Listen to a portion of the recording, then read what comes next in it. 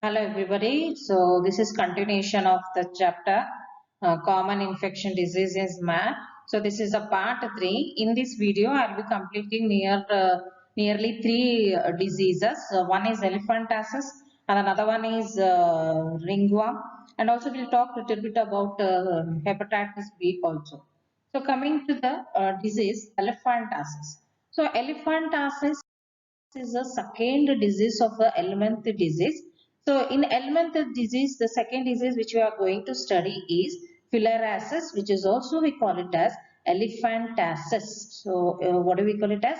Elephantiasis. Look at the name why it is called as elephantiasis, because when the organism enter inside the body, the symptoms, okay, the appearance of the body parts will blow up like an elephant part, okay, like an elephant part. So the name is given as elephantiasis. Okay, so here I have already said you, whenever we study any disease, the firstly we will study regarding the name of the disease, that is filariasis or elephantiasis. Then regarding the causative organism, that is pathogen. Then secondly, mode of transmission, symptoms and causes of the disease. Okay, so firstly we will learn regarding what is this filariasis. You see, filariasis, it is also named as lymphatic filariasis. It is nearly a rare disorder of the lymphatic system which is being caused by the parasitic nematode. So the parasitic nematode will be transmitted by mosquito. It usually occurs commonly in the regions like India and Africa. Okay, and why it is only in this place more, there is no reasons as such, but usually we tell more number of patients have been occurred in India and Africa. Okay, let us move into the pathogen. The pathogen, that is disease causing organism, is filarial worms or Wacheria. In Wacheria there are two species, Wacheria bancrofti, Wacheria malai. Okay, these are the positive organism which causes filariasis. Then mode of transmission. How? Mode of transmission means what? How these filarial worms will enter into the human body. So this is mode of transmission is the bite of a female Culex mosquito. So in yesterday class also, when we were talking about the malaria also, there also I have mentioned the transmitter or the one of the host is a female Anopheles mosquito. I don't know why only female cause the disease, especially in mosquito. Male are very quiet and female mosquitoes are very strong bodies, might be they are meant only for the disease causing. No, so female are always show their great prominence even in diseases, I feel. Here also, the mode of transmission is by the bite of a female Culex mosquito. Look at the species name. It is Culex. Whereas where we studied regarding Plasmodium, it was transmitted by female Anopheles mosquito. So don't get confused. This is one mark question. Usually they will ask you. So always remember, malaria, the transmitter is female Anopheles mosquito. Here, element disease filariasis, the transmitter is Culex mosquito. Then, so this Culex mosquito, and also one more species is there, that is Aedes species. Aedes. Aedes is also will infect the elephantiasis. They usually tell. Okay. So in the life history, okay, usually before going to the symptoms, I'll tell you the regarding the life history. It involves two hosts. One is man, another one is mosquito. Same like Plasmodium. So which are the two hosts? It requires two bodies. One is man, another one is mosquito. So here I'll tell the process. The adult female, it produces a embryo called as microfilariae. Which one produces? The female, adult female produces, mosquito I am talking about, produces an embryo called as microfilariae. Sheathed microfilariae normally circulate at night. It will circulate at the night, it seems, in the peripheral blood and are ingested by the mosquito along with the blood. in the gut of the, it moves usually when it enters into the gut of the mosquito, means it enters into the intestinal part of a mosquito. The embryo then escapes from the sheath and undergoes development changes. After a week it becomes an larva and become infective to man.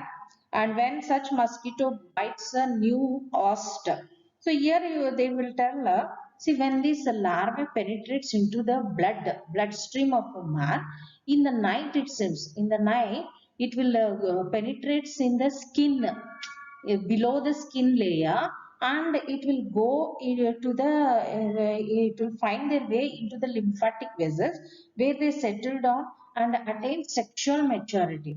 And after attaining the sexual maturity, they tell superficial skin, ಅಂದ್ರೆ ಈ skin ಇರುತ್ತಲ್ಲ, ಈ skin ಕೆಳಗಡೆ ನಾವ್ ಹಿಂಗ್ ಮುಟ್ಟಿದ್ರೆ ಅದಕ್ಕೆ ಅದು ನಮ್ಗೆ ಗೊತ್ತಾಗುತ್ತೆ ಅನ್ನೋ ಹಂಗೆ ನೈಟ್ ಅಲ್ಲಿ move ಆಗುತ್ತಂತೆ my part. So this filarial worm in the night, it will move on the superficial skin, not above the skin, children, just below the skin, superficial skin, and the worm live in the lymphatic vessels. There it will undergo the sexual reproduction or sexual maturity. Then it will enter into the lower limbs. Then when it enters into the lower limbs, it causes, so the symptoms arises there.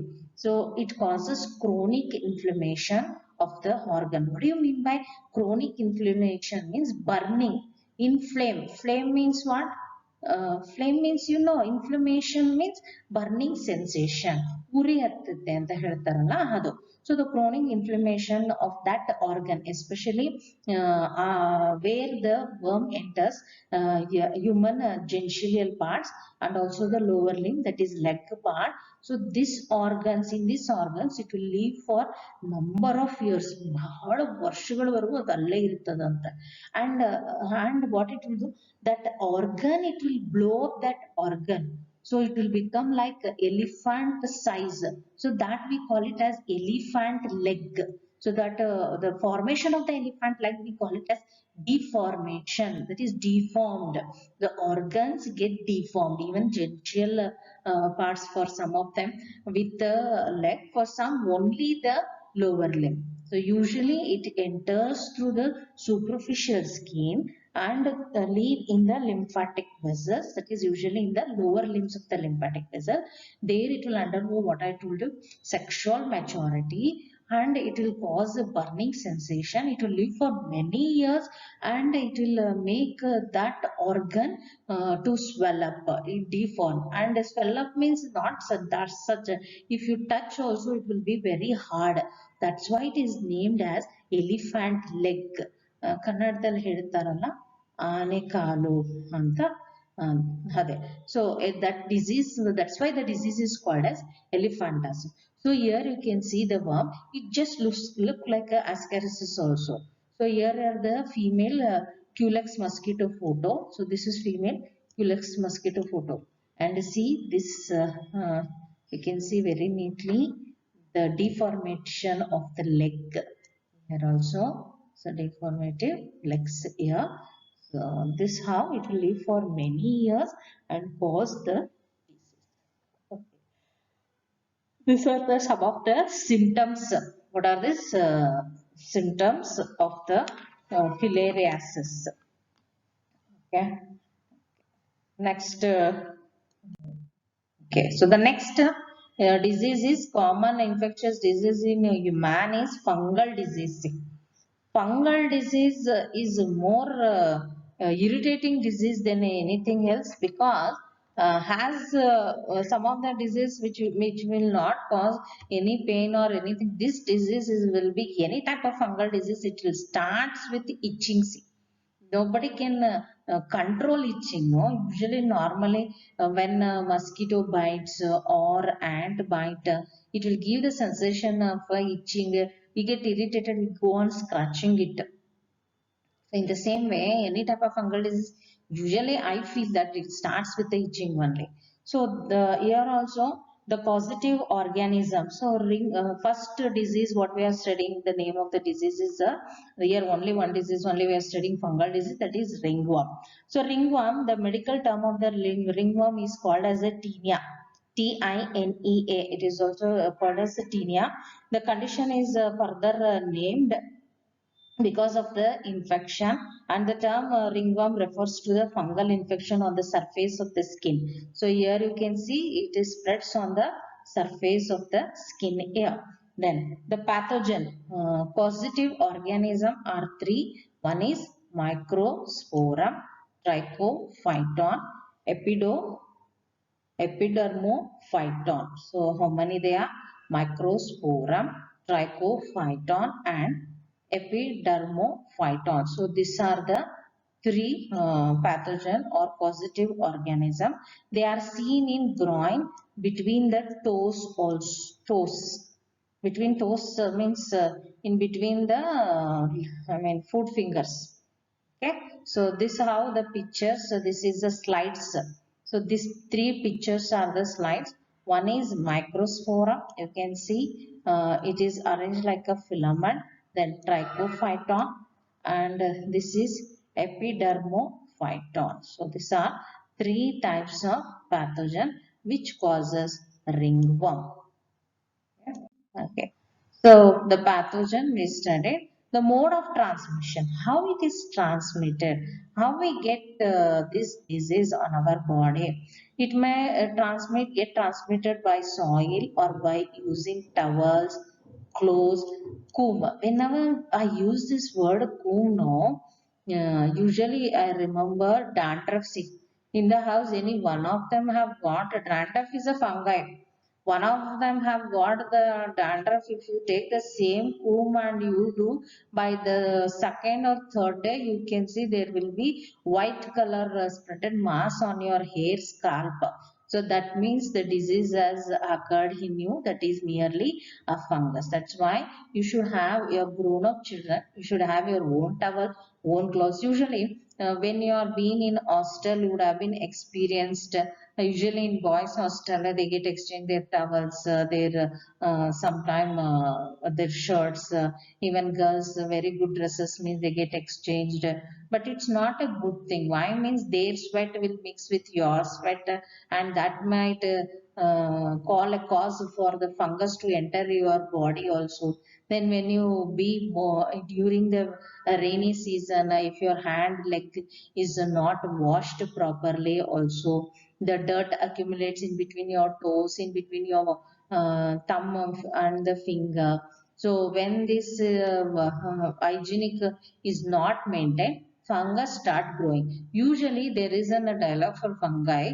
Wherever there is moisture and wet, therever I am there, the fungi tells itself. Okay, so and even during the rainy season, you can say if there is too much, it goes on raining now as it is raining for 2 to 3 days, the building will get wet. When the building will get wet, what happens? The green mass will start spreading. Inside the building, you can see black color patches, black color patches on the walls and all. So this black color patches on the will say that there is presence of the fungi because of the moisture. So we have to take care regarding the hygienic, that our body shouldn't sensitize all these things, no, so that we should keep our foot or fingers always clean, especially in this season, and always keep in a heat condition so that fungi will not enter and acquire its own house over there. So here see, comb etc, heat and moisture, I told you, know, warmness, even the cloths, during rainy season, if it is not dried completely, if you fold and keep it in your cupboard, and after 2 to 3 days you open the cupboard, the whole cupboard will be smelling stinky because the fungus would have been entered. And if it is black color or some navy blue color pant or shirt, if you open and see, there will be white masses. That means what? Fungi have started to grow. So which is a loving atmosphere for fungi? warm and moisture. It will help the fungi to grow. Even our body, if it is warm and with a lot of moisture, with the dirt accumulation is there, immediately there will be growth of the fungus. So that is three types of fungi we have studied here: Microsporum, Trichophyton, Epidermophyton. So all these will find their room in our body parts sometime. So here you can see Dermophytofungi.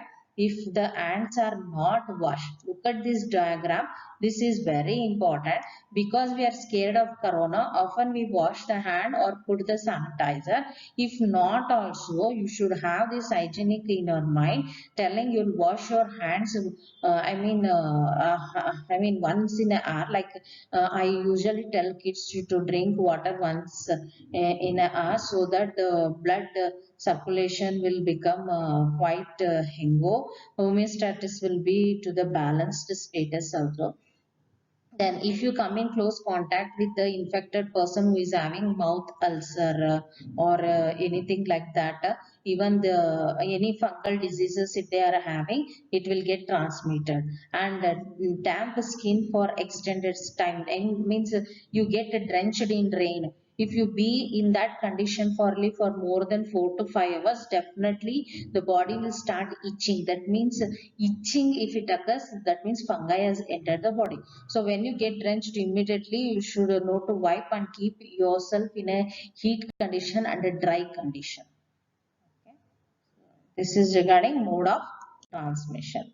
Coming to the symptoms of the ringworm. So see here, so the symptom of what are the symptoms of the ringworm means dry, scaly lesion on the skin, nails, scalp, then intense itching. See, this is very important, children. That what I am telling. Any diseases, if you take a tablet, you go for a sleep hallucination creates. So that is a mode of disease. And the symptoms are little better than this fungal disease one, I can tell, because when it starts itching, they tell a ringworm. Why the name a ringworm was given to this means I'll tell it later. So here this when it will come in a small point, when you go on scratching it, it will become bigger in size. There will be a spread of this fungi in a surrounding, and the space will become bigger. Now coming to the symptoms also, there will be appearance of very dry, scaly, itching, reddish rashes. Here the photos you can see, which often not always, it will make a pattern in a shape of a ring. So here you can see it is made a shape of a ring. So here also shape of ring it is. Here also almost it has spread on everywhere. Here also shape of ring. See, ring shaped. So this very clearly ring shape. In another slide also I have shown you. So it will make a round shape, that is shape in ring, and they can be found on different parts of the body. The photos I have given you on the face, neck, scalp, palm, even on heels, soles. See, when you go on playing in the water, when it rains, usually children feel very happy to play in water.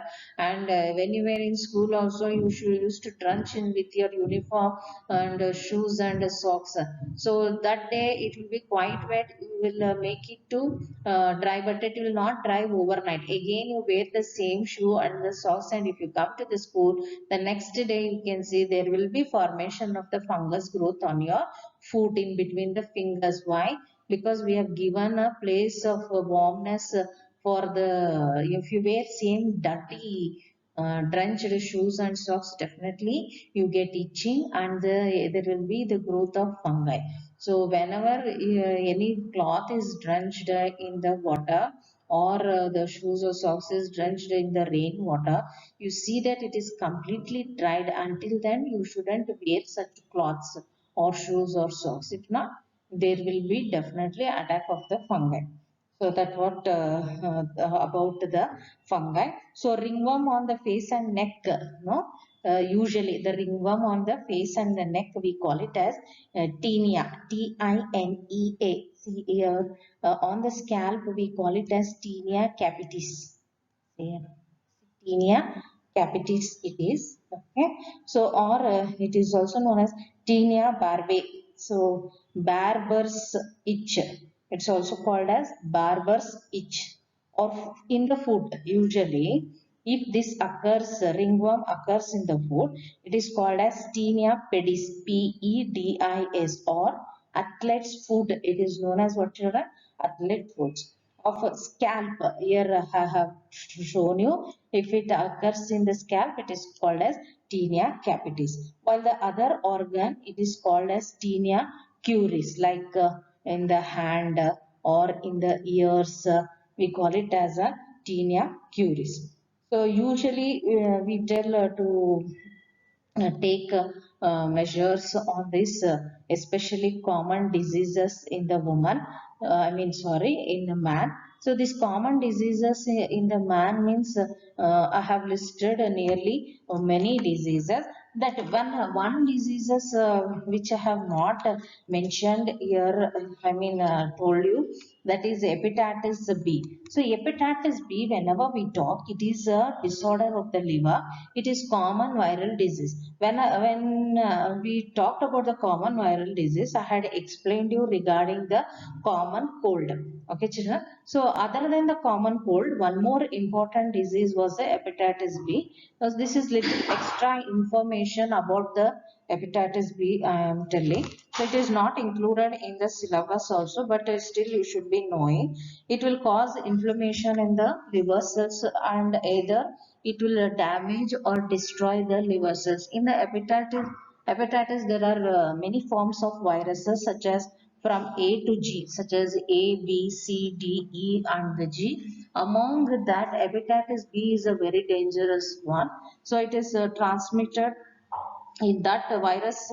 Hepatitis is caused by the various strains of the virus. So transmission of this disease is usually poor hygiene, contaminated water and the food. It is generally called as serum hepatitis, which is transmitted through the blood and also by the sexual intercourse. So it may also be spread through body fluids, like saliva, sweat, tears, breast milk, etc. So the symptoms are usually same as the symptoms of other viral diseases, which I have told you. It will have a long fever, a loss of appetite, fatigue, mild fever, muscle and joint pains, nausea, vomiting might be, abdominal pain, dark urine, light colored stools, generalized itching. It may also, in a severe cases, they tell it may lead to the jaundice, and it may cause a severe destruction of the, or a damage of the liver also. So these are the few symptoms of the hepatitis B. So for this and all, to control these diseases, usually they go for the vaccination. Okay, in the next class, we'll try to understand regarding the vaccination and also the immunization. So nearly many diseases are compiled over here. We have studied under common bacterial diseases, then common viral diseases, common protozoan diseases, and common element diseases. So I believe you have understood all these diseases, and I have told you common fungal diseases also. So what are the three main points we have to remember whenever we study regarding a disease? Means regarding, we have to study about the name of the disease, pathogen, that is causative organism, mode of transmission, symptoms, causes of the diseases, that is etiology. Okay. By this, I believe you have understood. Some of the assignment questions will be given to you. Try to answer. If you have any type of doubts, you can always call up me, or send a message to me. I will answer for it.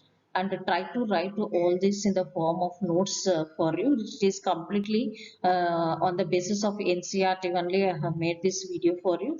So try to write it, the slides, in the form of notes in your book. So when you come back, when I given a glance about this chapter, it will be helpful for you to understand in a better way. Okay, thank you.